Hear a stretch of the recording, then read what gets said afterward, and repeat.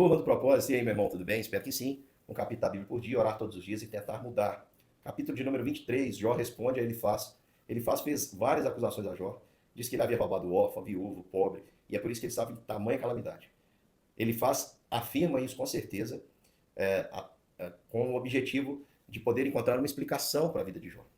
E Jó dá uma resposta à altura, ele faz e diz assim: se houvesse um tribunal onde eu pudesse comparecer, eu compareceria, falaria a Deus, acredito que ele não usaria a força contra mim, pelo contrário, ele me ouviria, e ele entenderia o que eu dissesse. Acaso, segundo a grandeza de seu poder, contenderia comigo? Não, ele me atenderia. Ali um homem reto pleiteará com ele, e eu me livraria para sempre do meu juízo. Isso está na revista atualizada, na revista Linguagem de hoje, de uma maneira mais fácil. Ele vai dizer que, será que Deus iria usar a sua força contra mim? Ele fala, claro que não. Mas ele vai dizer o seguinte: no entanto, eu não consigo encontrar Deus. Se eu vou para um lugar, Deus está em outro. Ele diz aqui, ó: eis que me adianta, ele não está, se torna atrás, não percebo, se opera à esquerda, não vejo, escondes à direita e não diviso. Na linguagem de hoje, ele vai dizer da seguinte maneira: eu procuro no leste, mas Deus não está ali, não encontro no oeste, também não vejo. Também não vejo. Quando age no norte, ele se esconde no sul. Mas ele diz assim: mas o Senhor conhece todos os meus passos.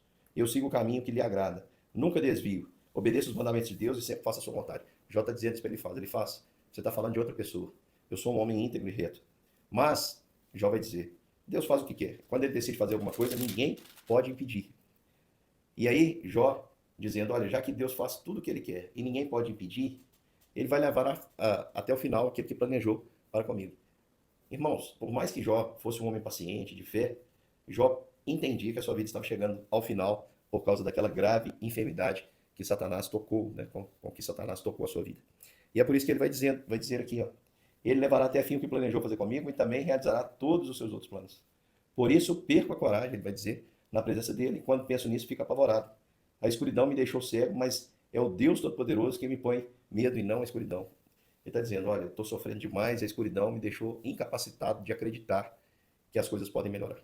Eu estou cego. No entanto, ele vai dizer assim, é o Deus Todo-Poderoso que me põe medo e não a mão, e não a escuridão. Isso é temor do Senhor.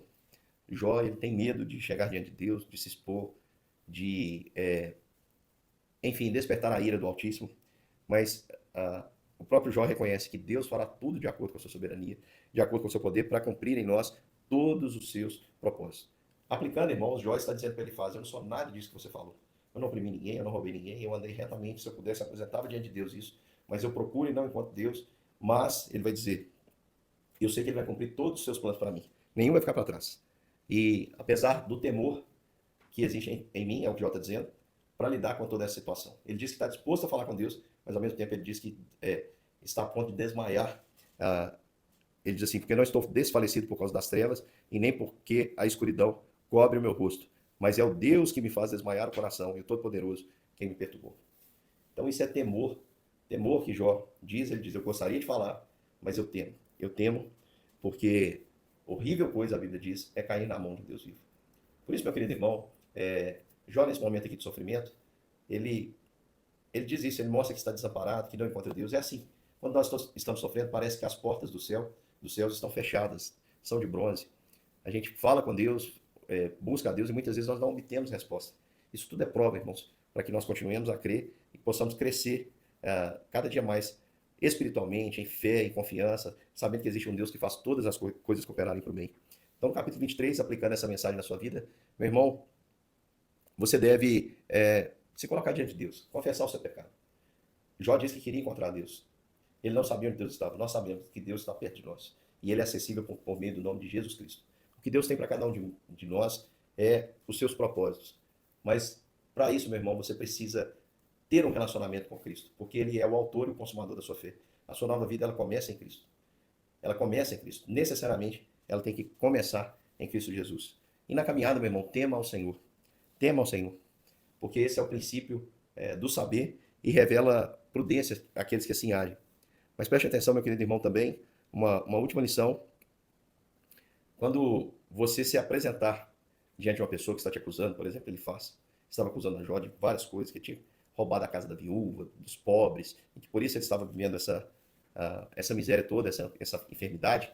Meu irmão, quando alguém vier falar com você, não tenha medo de responder como Jó. e dizer assim, olha, se Deus, eu pudesse argumentar diante de Deus, eu tenho certeza que ele não usaria a força contra mim, pelo contrário, ele me ouviria. E sabe por que que te ouve, irmão? Porque há uma verdade nas Escrituras. Não há condenação para os que estão em Cristo Jesus, porque a lei do Espírito da vida os livrou da lei, do pecado e da morte. Qualquer um que vier te acusar, pode dizer como Jó. Eu tenho certeza que Deus me ouviria, não usaria a força comigo e que ele me tem por perdoado. Porque é assim que Deus faz conosco, irmãos. Nós não temos motivo para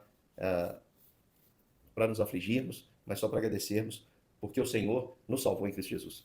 Grande beijo, meu irmão. Amanhã nós estamos juntos para mais um capítulo das Escrituras, o capítulo de número 24. Um grande beijo e até lá.